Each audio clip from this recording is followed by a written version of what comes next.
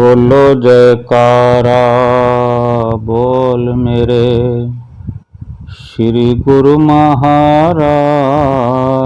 की जय। सभी गुरुमुख प्रेमियों से सप्रेम जय सच्चिदानंद।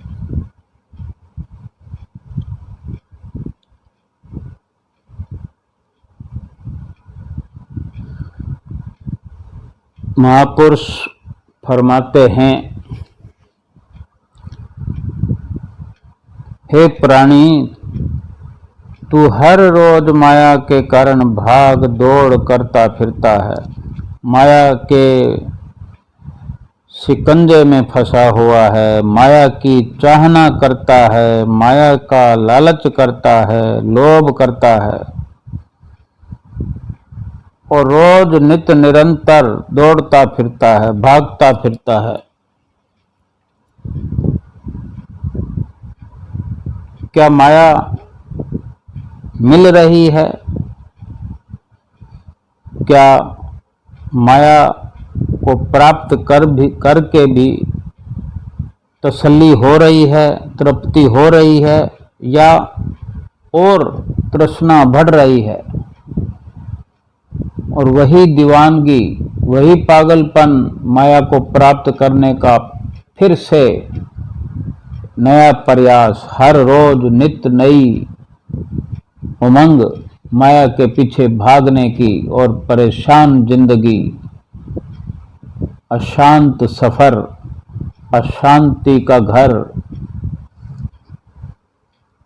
जिसके हृदय में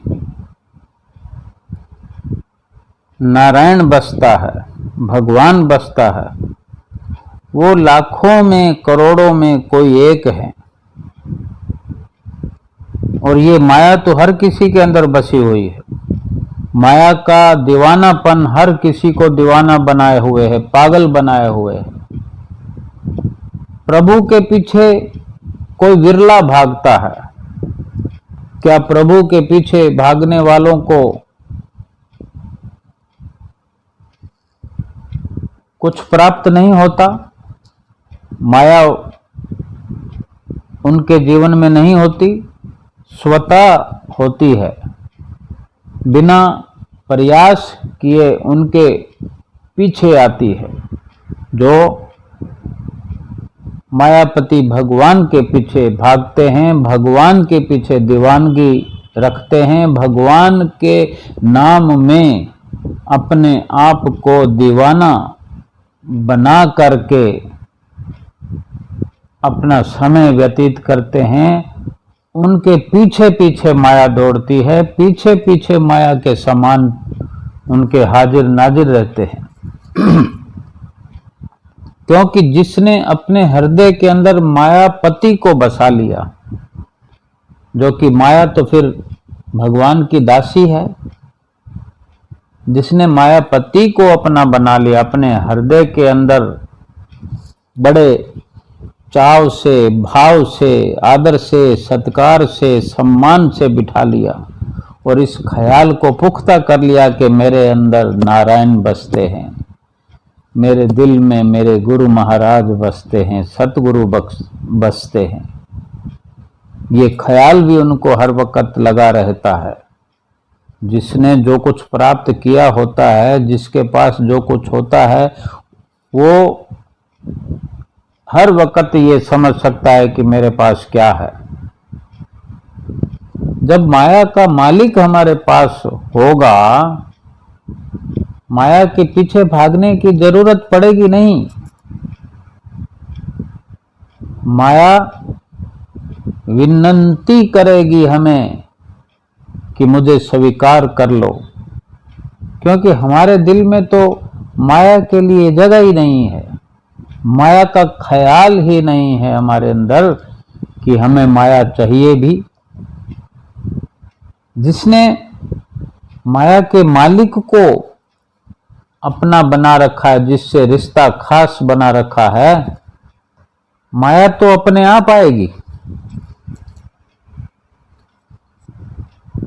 ये बहुत बड़ी एक वजनदार बात हो सकती है, बहुत हल्की सूक्ष्म भी बात हो सकती है, लेकिन इसको समझने के लिए एक कुशल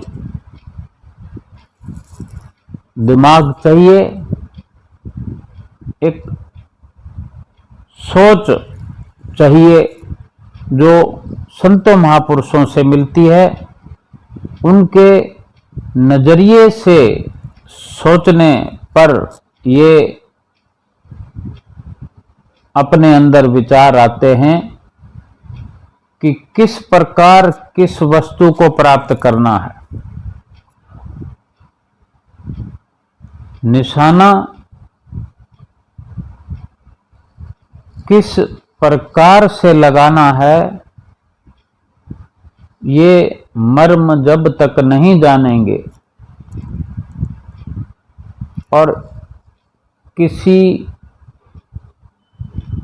पहुंचे हुए गुरु से सीख नहीं लेंगे, किसी निशानेबाज से अगर शिक्षा ग्रहण नहीं करेंगे, तो सही तौर पर निशाना लगाना आएगा नहीं। और भक्ति की राह पर अगर चलना है, भगवान की प्राप्ति करनी है, तो माया को छोड़ना पड़ेगा, केवल भक्ति को अपनाना पड़ेगा। माया अपने आप मुफ्त में चुंगी में चली आएगी। भगवान के नाम में अपनी रुचि दिखानी पड़ेगी, अपना समय खर्च करना पड़ेगा, उससे दिल लगाना होगा, लगन लगानी होगी, उस नाम को अपने दिल में बसाना होगा। माया तो फिर अपने आप आएगी।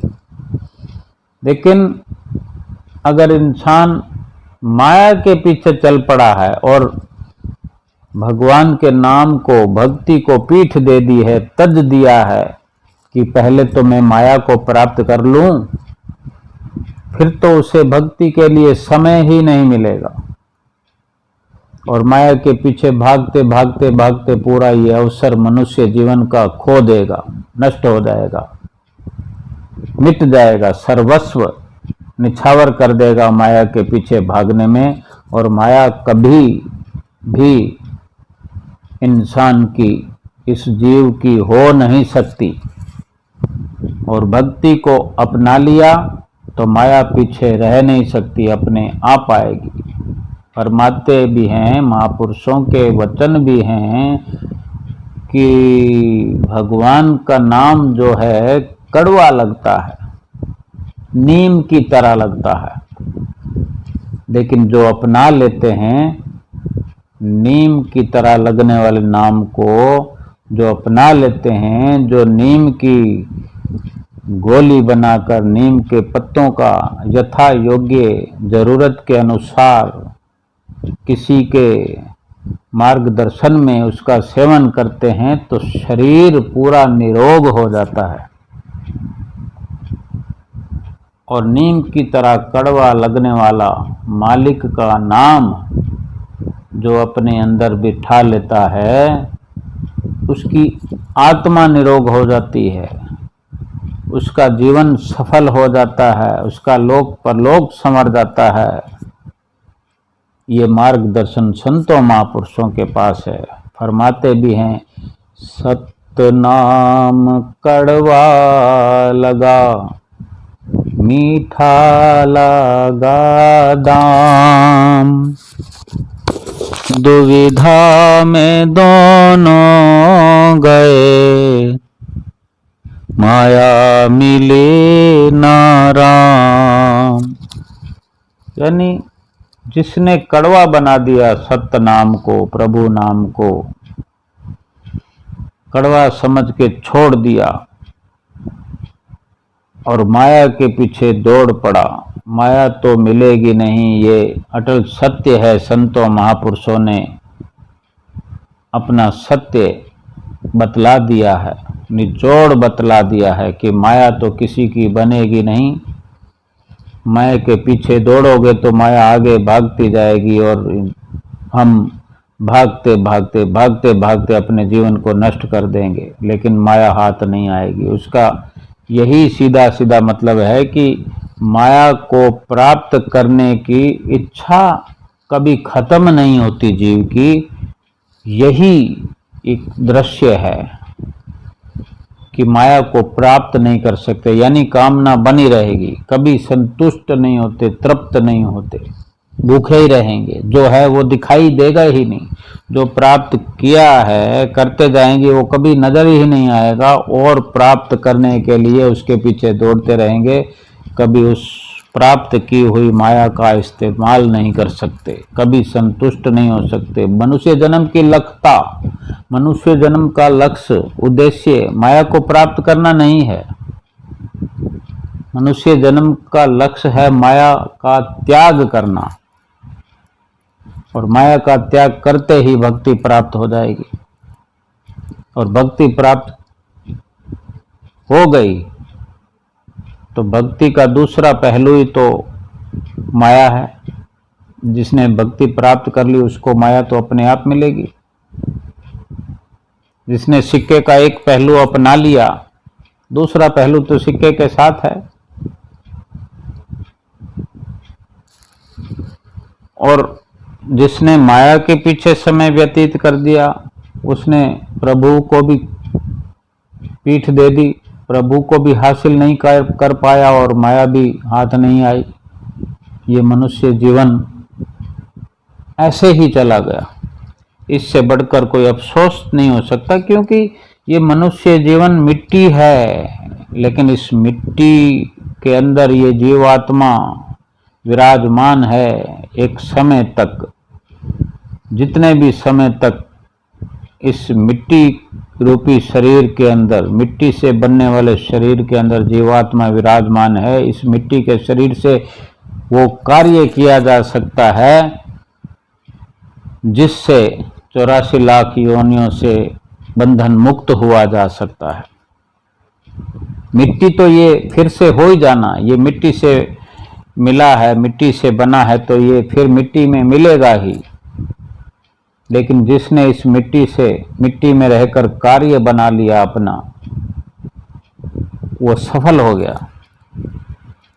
और मिट्टी में रहकर मिट्टी खोजता रहा कि जिस तरह पानी में हवा जाती है, पानी में हवा जब प्रेशर होता है, जैसे लहरें पानी के तालाब में जो पानी भरा हुआ है उसमें जैसे जैसे हवा कहीं भी थोड़ा प्रेशर से जाती है तो बुलबुले पैदा होते हैं। पानी में हवा गई, बुलबुला पैदा हुआ। थोड़ी देर तक, जो 2-4 सेकंड, 5, 10, 20 सेकंड तक वो बुलबुला रहा। सेकंडों तक ही रहता है, 2 सेकंड, 4 सेकंड। एक उदाहरण की बात है कि 2-4 सेकंड रहा, फिर वो बुलबुला मिट गया। फिर कोई हवा का प्रेशर उसमें गया, फिर बुलबुला बन गया। यानी वो जो बुलबुला बना है, बुलबुले की शक्ल अख्तियार की है, वो पानी ही तो था। हवा के प्रेशर से वो बुलबुला बना, फिर पानी बना, फिर बुलबुला बना। पानी का बुलबुला पानी से पैदा होता है, पानी में मिलता रहता है। और इसी तरह इस मिट्टी से कई पैदा हुए, हो रहे हैं, होते रहेंगे। अपनी उम्र भोग कर अपने एक निश्चित समय तक फिर मिट्टी में समा गए। ये इंसान, ये प्राणी काम, क्रोध, लोभ, मोह, अहंकार में अंधा हो चुका है, अंधा हो गया है, लेकिन अंदर नहीं जाता। अपना जो एक अंदर बना शरीर के बाहर के संपर्कों में घूमता रहता है, बाहर के संपर्क बना रहता है, अंदर अंदरूनी कार्रवाई नहीं करता है, अपने अंदर प्रवेश नहीं करता है। इसलिए जन्म मरण में बार बार आता है और हर मौत के बाद फिर यमराजों की दुनिया में सजा पाने के लिए चला जाता है।